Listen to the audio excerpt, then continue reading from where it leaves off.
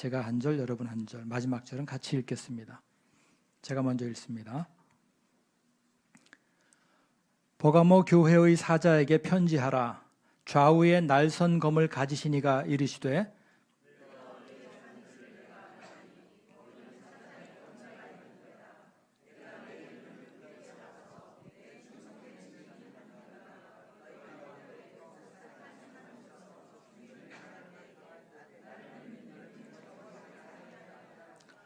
그러나 네게 두어 가지 책망할 것이 있나니 거기 네게 발람의 교훈을 지키는 자들이 있도다. 발람이 발락을 가르쳐 이스라엘 자손 앞에 걸림돌을 놓아 우상의 제물을 먹게 하였고 또 행음하게 하였느니라.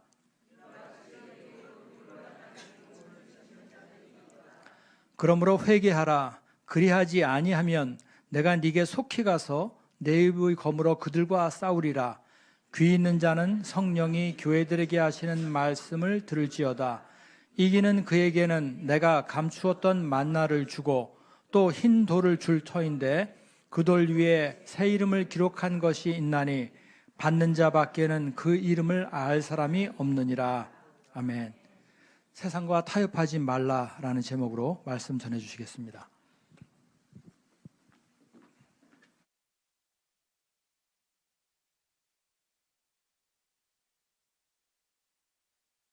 네, 우리 예쁜 아이들을 보니까 아이 낳고 싶으시죠? 네.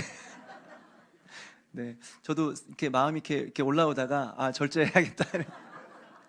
네, 우리가 이렇게 육체적인 그런 아이를 이렇게 출산하지 못한다고 할지라도 생육하고 번성하여 땅에 충만하라라는 이 명령이 신약에서는 이제 영적으로 이렇게 변합니다. 어떻게 변하냐면 그러므로 너희는 가서 모든 족속으로 제자를 삼아 아버지와 아들과 성령 이름으로 세례를 주고 내가 너에게 분부한 모든 것을 가르쳐 지키게라 하는 전도 명령으로 이어집니다. 혹시 출산할 수 있으면 좀 출산을 좀 해보시고 안 될 것 같으면 전도를 통해서 영적인 그런 이제 그 출산을 하시는 저와 여러분 되시기를 주님의 이름으로 축복합니다. 네. 제가 한번 기도하고 말씀 전하겠습니다. 하나님 아버지, 우리가 하나님 앞에 섰습니다. 이 시간 말씀을 들을 시간입니다. 하나님께서 우리를 홀로 두지 마시고 말씀과 함께 성령께서 친히 역사해 주시사 전하는 자나 듣는 자나 하나님의 말씀을 깨닫게 하시고 이 말씀으로 온 교회가 하나 될 수 있도록 은혜를 베풀어 주옵소서. 그리고 이 말씀이 이 머리에만 머무르는 것이 아니라 우리의 가슴으로 내려와 우리의 삶의 순종과 실천으로 나타날 수 있도록 함께하여 주시옵소서. 감사를 드리옵고 예수님의 이름으로 기도합니다. 아멘.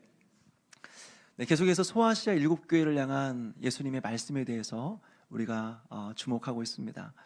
에베소 교회를 보게 되면 에베소 교회는 참 많은 지식도 있었고 그리고 또 열심도 있었습니다. 거기다가 많이 인내했던 교회였습니다. 한 가지 문제가 있었죠. 바로 처음 사랑을 버린 교회. 그래서 예수님은 이것을 안타까워하시면서 책망하십니다. 또 우리가 지난주에 살펴봤던 서머나 교회는 참 고난이 많은 교회였습니다. 예수님을 믿는 믿음 때문에 예수님 부인하지 않기 위해서 많은 고난을 받았던 교회였다고 하는 거죠. 이 교회를 향하여서 예수님 말씀은 잘했다. 마지막까지 죽는 순간까지 흔들리지 않고 계속해서 이 믿음 지키며 살아가야 된다. 신실하게 살아가야 된다 라고 말씀해 주고 있습니다. 오늘은 우리가 살펴볼 것은 버가모 교회를 향한 예수님의 말씀입니다. 이 교회는 결론부터 말씀드리자면 세상과 타협한 교회입니다. 처음에는 정말 믿음으로 살았는데 마지막이 세상과 타협하면서 유혹에 넘어진 교회였다고 하는 거죠. 이 교회를 향한 예수님의 말씀에 우리가 좀 귀를 기울였으면 좋겠습니다. 먼저 이 버가모라는 지역이 어떤 지역이었느냐, 이 도시는 양피지라는 것과 좀 이렇게 연결이 되어 있습니다. 양피지와 관련된 도시입니다. 그 당시에 그 지역에서 가장 큰 도서관이 있었는데요, 바로 이집트에 있는 알렉산드리아 도서관이었습니다. 그런데 이 도서관 못지않게 두 번째로 큰 도서관이 있었는데 바로 이 버가모 지역에 있는 도서관이었습니다. 얼마나 대단한 그런 규모였는지 이 도서관에 한 20만 권 정도의 두루마리가 있었다고 해요. 20만 권이면 잘 실감이 나지 않죠. 본 적이 없으니까요. 아마 제 그 목양실에 들어오신 분들은 알겠지만 양쪽 벽에 책이 꽉 차 있습니다. 근데 그게 기껏해야 한 1000권에서 한 1500권 정도밖에 안 됩니다. 그런데 도서관에, 그것도 옛날 도서관에, 그것도 이게 뭐 무슨 복사기라든지 이런 것들이 발달되지 않은 시기에 그 하나하나 두루마리에 수기로 작성해야 될 때에 20만 권 있었다고 하니까 엄청난 규모의 도서관이었다 생각할 수 있는 거죠. 그런데 이 두 도서관이 경쟁이 붙으면서요, 이집트에서는 두루마리를 만드는 데 필요한 파피루스, 갈대로 만든 이 파피루스를 수출을 하지 않는 거예요. 그러니까 버가모의 책을 만들어야 되는데 만들 수가 없는 거죠. 그러니까 거기서 양피지, 즉 양의 가죽을 얇게 펴서 이제 이 두루마리를 만든 겁니다. 여기서 이 양피지, 페르가메나라고 하는 양피지가 바로 버가모, 이 페라가모라는 이 도시 이름에서 유래되었다고 하는 거죠. 이 도시가 이제 양피지와 관련이 있습니다. 또 이 도시는 우상 숭배가 가득했던 도시입니다. 기록에 의하면 이 도시에 굉장히 유명한 4대 신전이 있었는데, 그게 바로 제우스 신전과 아테네 신전, 또 디오니수스 신전과 아스클레피오스 신전이 있었습니다. 특별히 이 아스클레피우스 신이라고 하는 것은 그 지역에 있어서 주된 신이었습니다. 주신이었습니다. 그리고 그리스의 신화에 나오는 의술의 신이라고 알려져 있습니다. 그가 들고 다니는 지팡이가 있었는데 이 지팡이에 뱀이 휘감겨져 있습니다. 사람들이 이것을 보면 이것을 통해서 병이 나을 수 있다고 믿었습니다. 그래서 이 의술의 신이었던 거죠. 이 영향은 지금까지도 이어져 오고 있습니다. 그래서 병원을 보게 되면 병원의 벽이나 뭐 이제 이렇게 보면 뱀의 문양이 있어요. 예, 나무에 뱀이 이렇게 돌려 있는 문양이 있습니다. 구급차에도 그런 문양들이 있는 것을 보게 됩니다. 이것은 모세의 놋뱀이 아니라 아스클레피우스의 지팡이, 뱀이 돌돌 감긴 지팡이를 의미하는 거죠. 또 이 도시는 어떤 도시였냐? 황제 숭배가 가득한 곳이었습니다. 살아있는 황제를 위해서 신전을 건축한 최초의 도시가 바로 버가모 도시였습니다. 사람들은 황제를 위해서 신전을 지어 바쳤고, 황제는 그에 대한 대가로서 많은 이 권한과 혜택을 주었는데요. 그 유명한 그 권한이 어떤 권한이었냐면 자치권과 재판권이었습니다. 그리고 심지어는 사람을 처형할 수 있는, 사형을 집행할 수 있는 그런 사형권도 허락했습니다. 다시 말해서 사람을 살릴 수도 있는, 죽일 수도 있는 그런 권세를 가지게 되었다고 하는 거죠. 그래서 이것을 보면서 많은 사람들은 이 버가모를 뭐라고 불렀냐? 검의 권세다, 칼의 권세다, 이렇게 별명을 붙이기도 했어요. 그런데 예수님이 이러한 권세를 가지고 있는 버가모 교회를 향하여서 자신을 소개하면서 이렇게 말합니다. 좌우에 날선 검을 가지신 이가 이르시되, 예수님이 예수님 자신을 가리켜서 좌우에 날선 검을 가지고 있다, 이렇게 말씀하시는 겁니다. 무슨 의미일까요? 버가모 도시가 아니라 예수님이야말로 진정으로 사람을 살릴 수도 있고 죽일 수 있는 권한을 가지신 분이시다. 우리가 정말 두려워야 될 것은 사람을 살릴 수 있고 죽일 수 있는 권한을 가지고 있는 그 도시가 아니라, 그 나라가 아니라 바로 예수님이시다라고 하는 것을 오늘 말씀을 통해서 가르쳐 주시고 있는 것이죠. 그러면서 뭐라고 13절에 말하고 있냐면요, 내가 어디에 사는지를 내가 아노니 거기는 사탄의 권저가 있는 데라. 무슨 말입니까? 네가 살고 있는 곳이 사탄의 권좌 위야. 사탄의 보좌 위에 살고 있어. 너 이제 사탄의 보좌에 살고 있구나 라는 이런 의미인 것입니다. 무슨 뜻일까요? 살아가고 있는데 사탄의 보좌 위에 산다는 말이 무슨 말일까요? 이 버가모 도시는 약 400m 정도의 굉장히 높은 그런 산 위에 이 도시가 형성되어 있었습니다. 그리고 그 위에는 아까 말씀드린 것처럼 제우스 신전과 또 아테네 신전과 디오니시스 신전과 아스클레피우스 신전과 여러 황제들을 숭배하는 신전들이 있었습니다. 굉장히 크고 웅장하고 화려한 신전들이 가득했던 것이죠. 그러니까 멀리서 보면 높은 산이 있고 그 산 위에 여러 신전들이 있으니까 마치 보좌를 연상하게 했던 겁니다. 그런데 하나님의 성이 아니라 우상을 숭배하는 신전이니까 사람들이 볼 때는 사탄의 보좌다, 사탄의 권좌다, 이렇게 생각할 수 있는 거죠. 이것이 바로 13절의 의미였다고 하는 것입니다. 여러분 무슨 생각이 드세요? 딱 이런 이야기 들으면 참 힘들겠다 그런 생각이 들지 않습니까? 사람들이 사는데, 그리스도인들이 살아가는데, 믿음으로 살아가는데 사탄의 보좌에 살고 있구나. 야, 힘들겠다, 예수 믿는 거. 버가모의 성도들은 참 믿음을 지키기가 참 어렵겠다, 이런 생각이 드는 거죠. 실제로 버가모의 성도들은 끊임없는 우상 숭배에 대한 유혹을 받았고 황제 숭배를 거부함으로 말미암는 많은 고난이 있었다고 하는 거죠.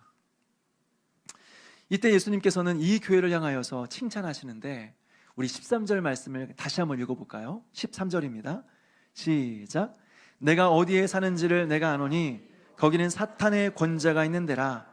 내가 내 이름을 굳게 잡아서 내 충성된 증인 안디바가 너희 가운데 곧 사탄이 사는 곳에서 죽임을 당할 때에도 나를 믿는 믿음을 저버리지 아니하였도다. 아멘.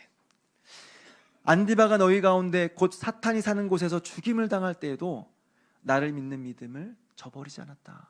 너희들은 믿음을 저버리지 않았구나, 칭찬합니다. 여러분, 여기서 나오는 안디바라는 사람을 우리는 자세히 누군지는 알 수 없습니다. 성경에 설명되어 있지 않으니까 누군지는 잘 알 수 없습니다. 그런데 확실한 것은 이 사람이 버가모 교회 감독인지 집사인지 장로인지 평신도인지 우리는 알 수 없지만, 확실한 것은 예수님에게 있어서는 내 충성된 증인이다. 나의 충성된 증인이야 라고 말하고 있습니다. 그러면서 버가모 교회를 칭찬할 때 뭐라고 칭찬하느냐, 충성된 증인 안디마가 순교를 할 때에도 끝까지 믿음을 저버리지 않았구나. 내 충성된 증인이 죽을 때에도 너희는 끝까지 믿음을 지켰구나 라는 칭찬이었습니다.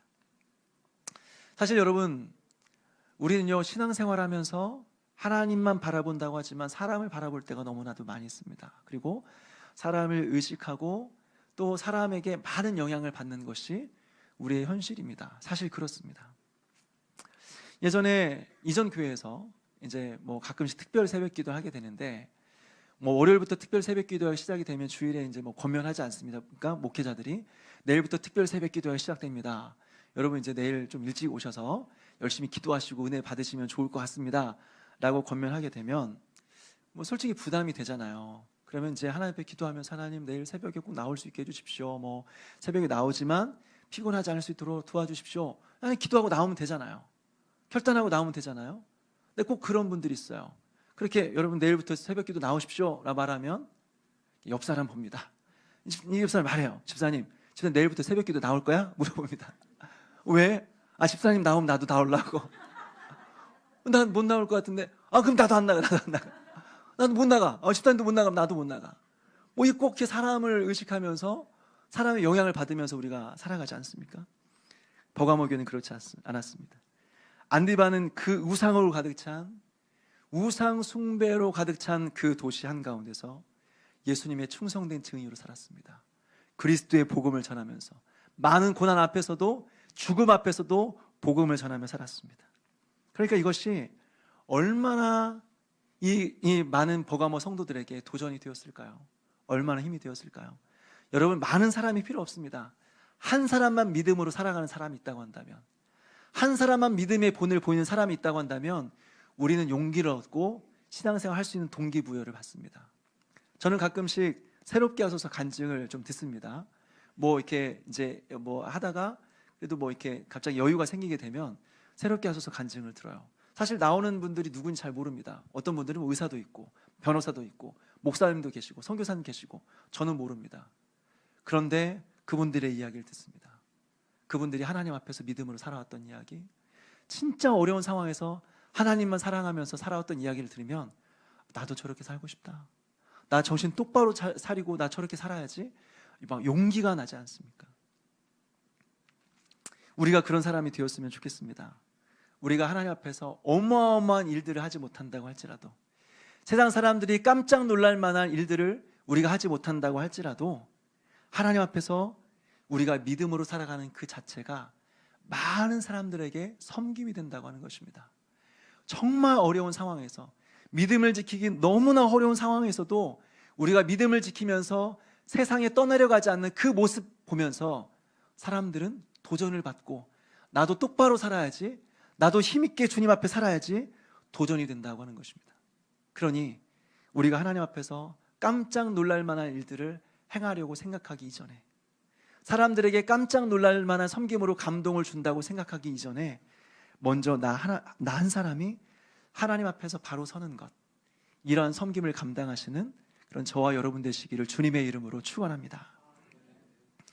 그런데 문제는요, 이 사람이 죽임을 당하게 되었습니다.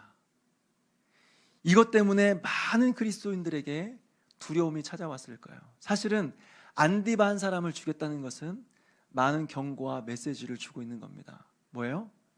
이번에는 안디바지만 다음에는 누구일지 몰라.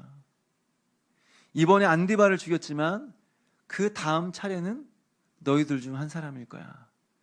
너희들 조심해. 경고하는 겁니다. 그러니까 안디바 한 사람이 죽어서 슬프다가 아니라 이제 죽음의 위협을 당하는 겁니다. 우리가 믿음을 이제 계속 지키게 되면 우리에게는 말할 수 없는 고난이 오겠구나, 죽을 수 있는 그런 위기가 찾아오겠구나 라는 생각을 갖게 되는 거죠.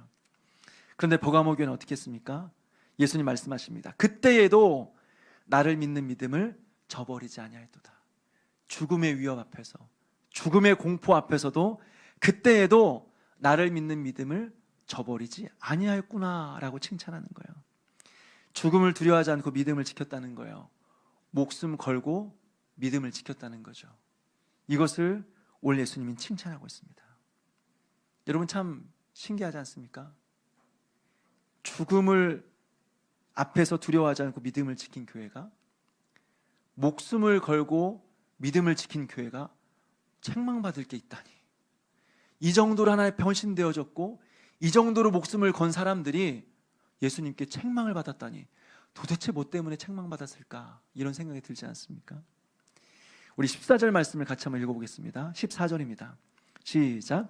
그러나 내게 두어 가지 책망할 것이 있나니 거기 내게 발람의 교훈을 지키는 자들이 있도다. 발람이 발락을 가르쳐 이스라엘 자손 앞에 걸림돌을 놓아 우상의 제물을 먹게 하였고 또 행음하게 하였느니라. 예수님의 책망은 무엇이었냐면, 그렇게 목숨을 걸고 믿음을 지켰는데 너희 중에 발람의 교훈을 지키는 자들이 있구나, 발람의 교훈을 따르는 자들이 있구나 라고 책망하고 있습니다. 여러분, 이것이 어떤 의미인지 알기 위해서는 구약적인 배경으로 가야 됩니다. 구약의 민수기에, 특별히 민수기 22장에서 24장을 보게 되면 우리가 이 내용이 어떤 의미인지를 깨닫게 됩니다. 구약으로 돌아가면 이스라엘 백성들이 애굽에서 이제 400년 동안 종노릇 하다가 출애굽하게 되어지죠. 출애굽해서 사실은 바로 이제 가나안 땅에 들어갈 수 있었습니다. 사실은 시간적인 공간적인 것을 다 고려했을 때 아무리 많이 걸려도 한 달이면 들어갈 수 있는 거리였습니다. 그런데 그 가나안 땅에 올라갈 때에 어떤 한 사건이 발생하게 되죠. 바로 가나안 땅에 12 정탐꾼을 보내는 일이었습니다. 사실 정탐꾼을 안 보내도 되는데 보냈습니다.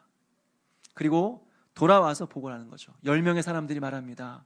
우리가 봤는데, 우리가 들어가서 한번 보았는데 실제로 하나님 말씀하신 대로 적과 꿀이 흐르는 땅이 맞습니다. 그런데 성이 너무나 크고 견고합니다. 엄청난 요새입니다. 사람들을 보니까 거인들입니다. 엄청난 사람들이 지나다닙니다. 우리는 그들을 보니까 메뚜기 왔습니다. 우리는 싸울 수 없습니다. 못 싸웁니다 라고 말합니다. 2명의 사람들만 말하죠. 여호수아와 갈렙이 말합니다. 그 땅은 정말로 하나님께서 말씀하신 대로 적과 꿀이 흐르는 땅이 맞습니다.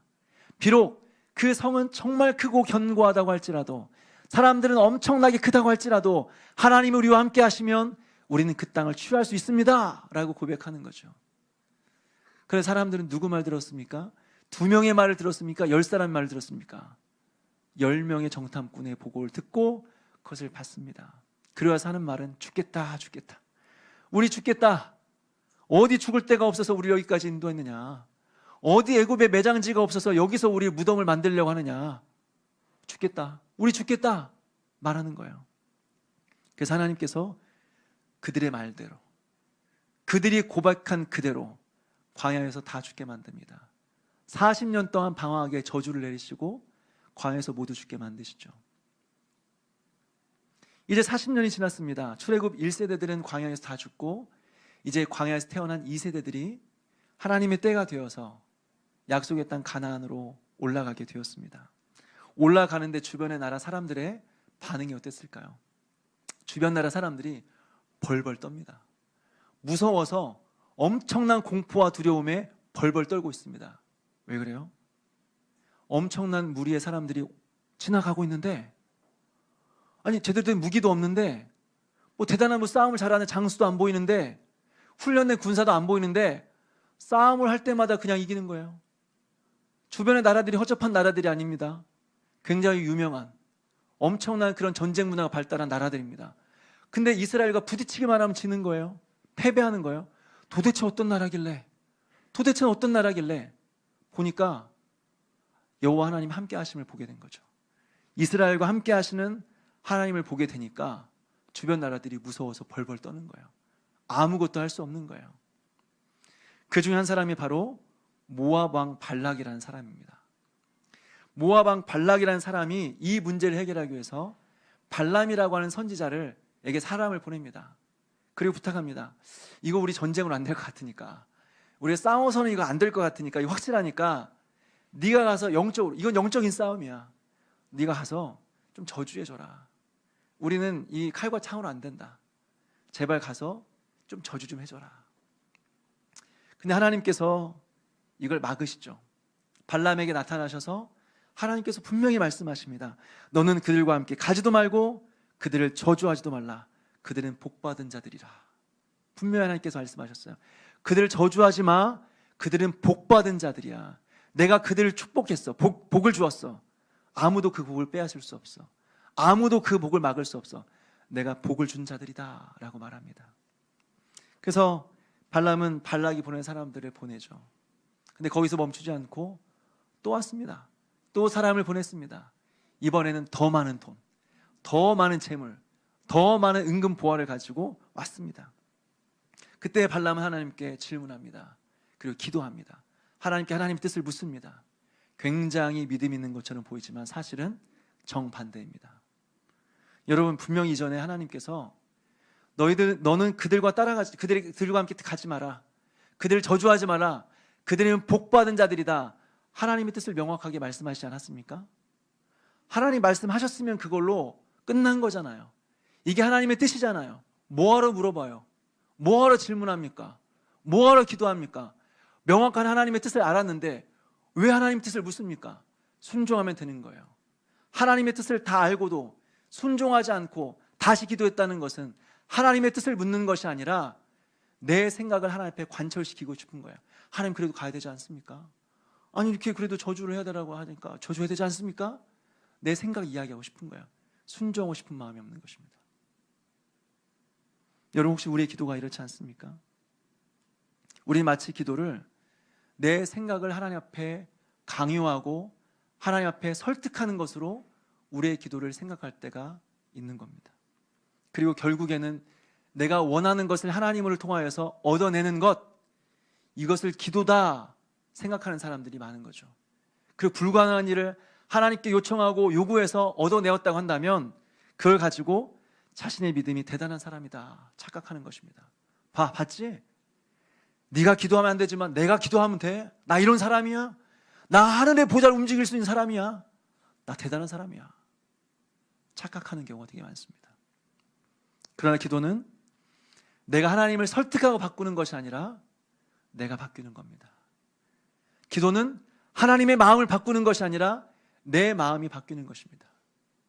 기도는 하나님께서 내가 원하는 방향으로 따라오게 만드는 것이 아니라 내가 순종하게 하는 겁니다.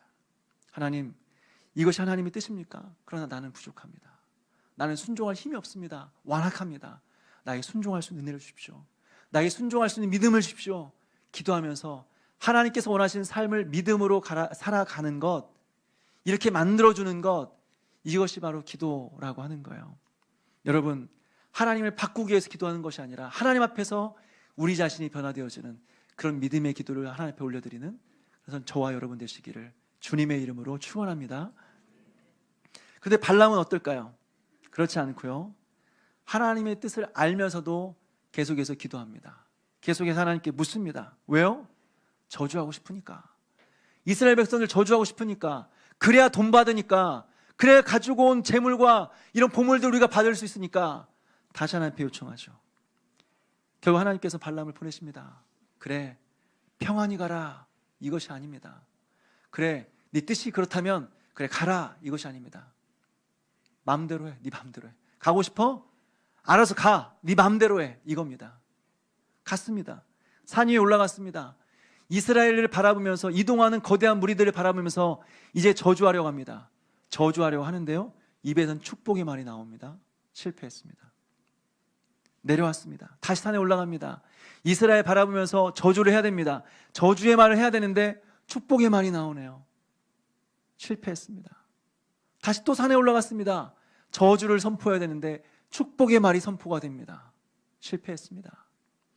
그러니까 이 발락이, 모압 왕 발락이 어찌나 답답했는지 성경에 보니까 박수를 치면서, 막 박수를 치면서, 내가 저주하라고 보냈더니 왜 축복하냐, 내가 너한테 돈 주면서 저주하라고 보냈더니 왜 축복하냐, 얼마나 답답했는지 박수를 치면서 이야기했다고 그래요. 그러니까 발람이 하는 말이 뭐냐면, 내가 처음부터 말하지 않았느냐, 나는 하나님께서 말씀하신 것밖에는 말을 못하는데 하나님이 축복하라고 하는데 내가 어떻게 저주의 말을 할 수 있겠느냐, 나 어쩔 수 없다, 나 할 수 없는 일이다, 나 최선을 다했다 하는 거죠. 여기까지만 보게 되면 발람이 도대체 뭘 잘못했나, 야, 발람은 하나님의 말씀을 전하는 참 선지자구나, 이렇게 생각할 수 있어요. 그래서 발람의 교훈 때문에 이스라엘 백성들이 넘어졌다, 참 이해할 수 없는 거죠. 그런데 이야기가 여기서 끝나는 게 아닙니다. 이야기가 계속해서 이어집니다. 이스라엘 백성을 저주한 일을 실패했습니다. 그러니까 발람이 한 가지 꾀를 내게 되는 거죠. 그 꾀가 뭐냐면, 이스라엘의 진영에 아주 예쁜 여인들을 보냅니다. 정말 그림같이 예쁜 여인들을 보내죠. 그래서 남자들을 유혹합니다. 그래서 결국에는 이스라엘의 많은 남자들을 그 행음하게 만들고 우상 숭배에 빠지게 만들어 버립니다. 그래서 이스라엘을 흔들어 놓습니다. 이것이 바로 민수기 25장의 내용이고요. 이것이 바로 오늘 요한계시록에 나오는 버가모 교회를 향해서 말하고 있는 발람의 교훈이라고 하는 거예요. 이것이 바로 14절의 내용이라고 하는 것이죠. 그러면서 이어서 15절 말씀을 하고 있습니다. 우리 15절 말씀 같이 한번 읽어볼까요? 시작. 이와 같이 내게도 니골라당의 교훈을 지키는 자들이 있도다. 아멘. 이와 같이 발람의 교훈을 따라서 실패하고 넘어진 자들이 있는데, 이와 같이 지금 너희에게도 니골라당의 교훈을 따르는 자들이 있도다, 니골라당의 교훈을 지키는 자들이 있도다, 이렇게 말하는 것입니다. 무슨 말일까요? 발람의 꾀와 같이 버가모 교회 성도들을 넘어뜨리는 이단이 있다는 거예요. 가르침이 있다는 것입니다. 행음하게 하고 우상에 빠지게 하는 그러한 잘못된 가르침이 있다는 겁니다. 그리고 그들이 바로 니골라당이라는 겁니다. 여러분, 니골라당이 어떤 사람들인지 우리는 잘 알 수 없지만 성경에 여러 가지 이렇게 흩어져 있는 내용들을 조사해 보게 되면, 여러 자료들을 검토해 보면 니골라당의 교훈의 핵심은 무엇이냐면 이원론입니다. 이원론. 영혼은 선하고 육체는 악한 것이다 라고 하는 거죠. 이렇게 믿는 사람들의 가르침이 뭐냐, 우리가 구원을 받는데 우리의 영혼만 구원받는다라고 믿는 것이었어요. 잘 들어보면 맞는 말 같죠? 우리의 영혼만 구원받는다, 육체는 구원받지 않는다. 우리가 천국에 갈 때 우리가 영혼은 구원받으면 천국으로 들어가지만 우리의 육체는 땅에 버려두고 간다, 땅과 작별한다. 그러니까 이 땅에서 육체로 짓는 모든 죄는 괜찮다, 어차피 이 땅에 다 버려두고 갈 거기 때문에 이 육체는 내가 아니다, 육체로 짓는 것은 나하고 상관없다, 나하고 이별할 존재다. 그러니까 이 땅에서 우리의 육체로 죄를 짓는 것은 괜찮다. 여러분, 얼마나 괜찮은 교리입니까? 얼마나 매력적입니까? 아, 그래, 내가 죄를 지어도 괜찮구나, 어차피 육체로 죄를 짓는 것이니, 그러니 나는 괜찮겠구나, 마음대로 죄를 지어도 되겠구나. 그래서 그 교훈 때문에 버가모 교회 성도들이 결국에는 음행에 빠지게 되고 우상 숭배에 빠지게 되는 것입니다. 여러분, 우리가 죄를 지을 때 모르고 지으면요, 누가 뭐라고 하면 깜짝 놀랍니다. 뜨끔합니다. 너 그러면 안 돼. 내가 잘못했구나. 양심의 가책이 느껴집니다. 너 그 죄야. 이거 해야 되나 말아야 되나 고민이 됩니다. 근데 우리가 죄를 지을 때 이론적인 토대가 쌓이면요, 우리가 행동하는 것에 대해서 어느 정도의 이론적인 토대가 쌓이면 우리에게 담대한 마음이 생깁니다.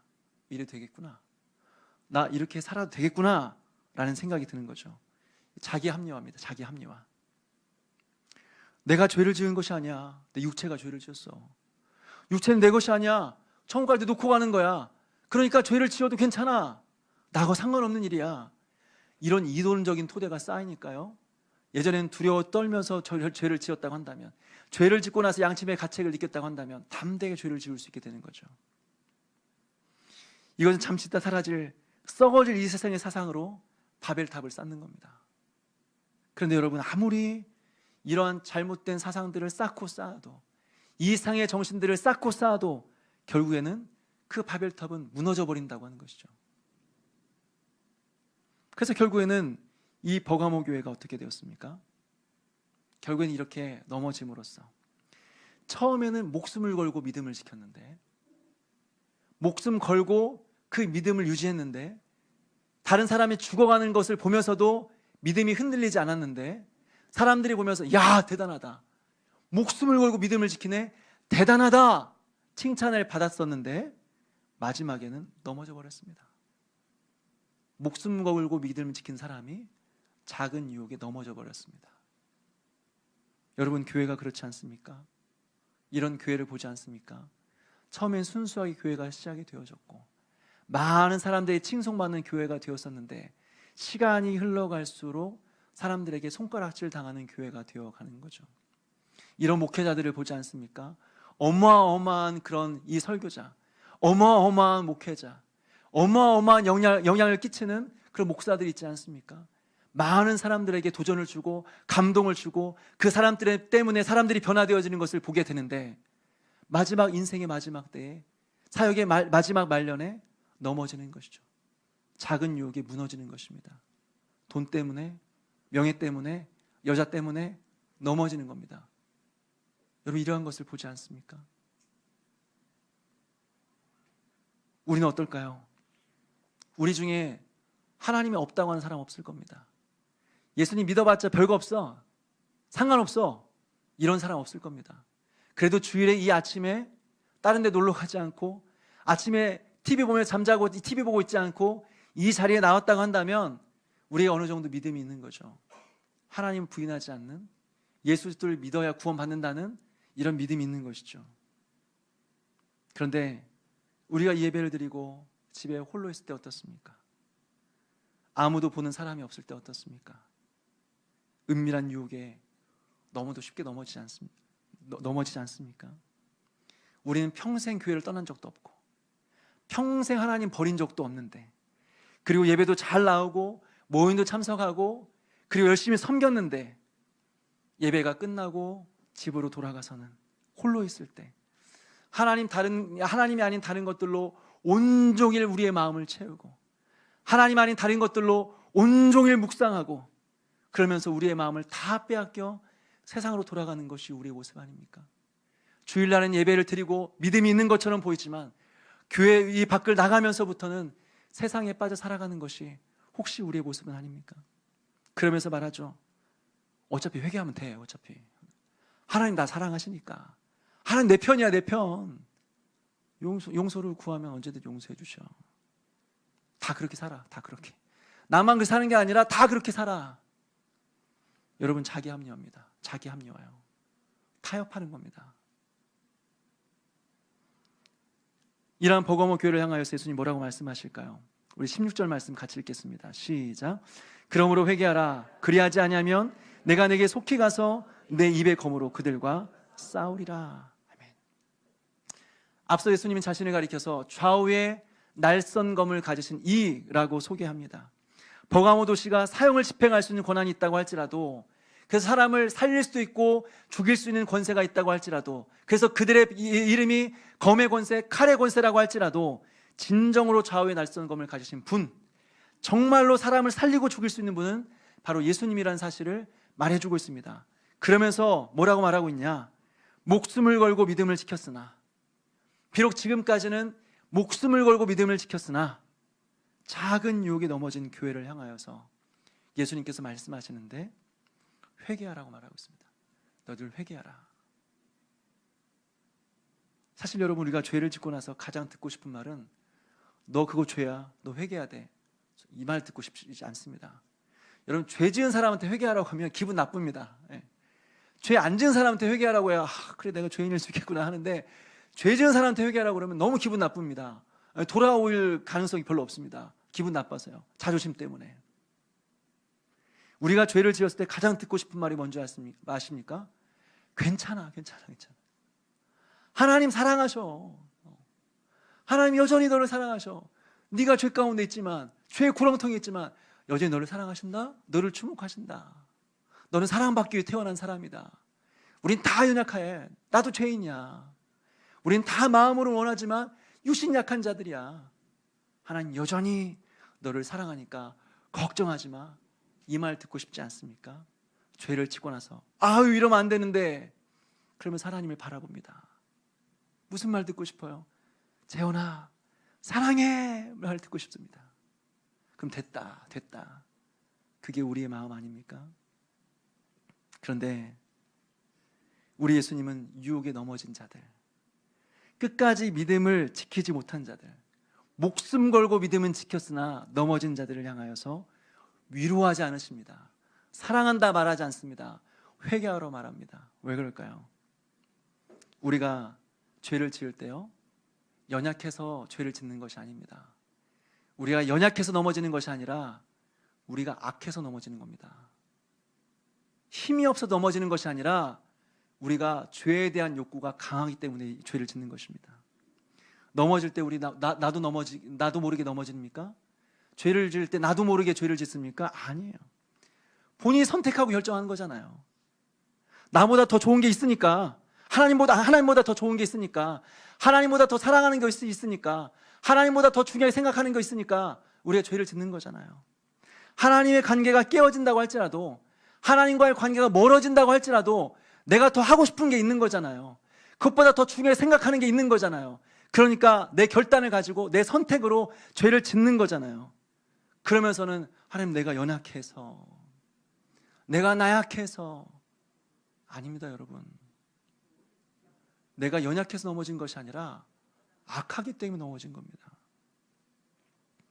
무엇보다 구원받은 사람들은 하나님의 놀라운 은혜를 경험하는 건 아닙니까? 이해할 수 없는, 설명할 수 없는 하나님의 사랑을 경험하는 거 아니겠습니까? 아니, 하나님을 사랑하시면 사랑한다고 말만 하면 되는데 아들까지 주실 필요가 있나요?